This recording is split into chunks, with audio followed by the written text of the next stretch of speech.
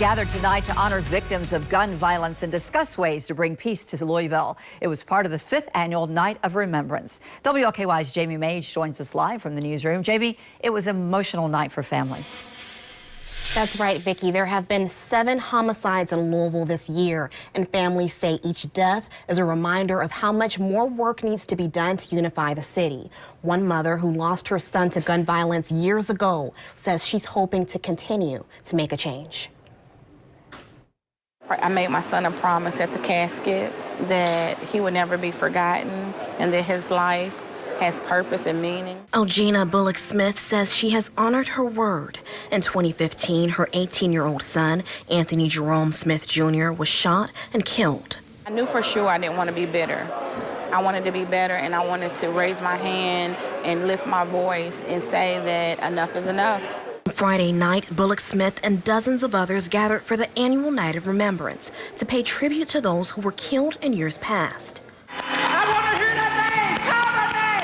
And to honor the 160 people David Metcalf, Devontae Foster, whose lives were lost in 2022 to gun violence.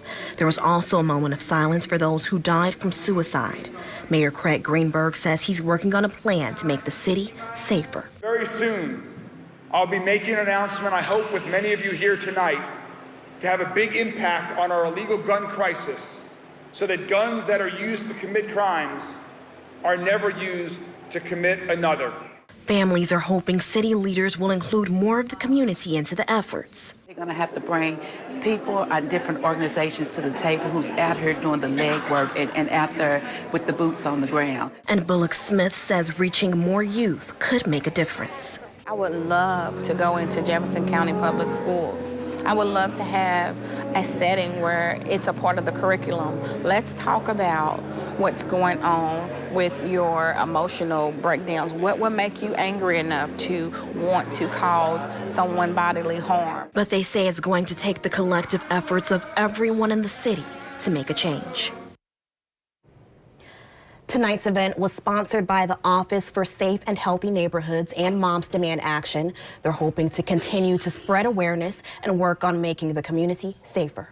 Live in the newsroom, Jamie Mays, WLKY News. Thank you, Jamie. Family members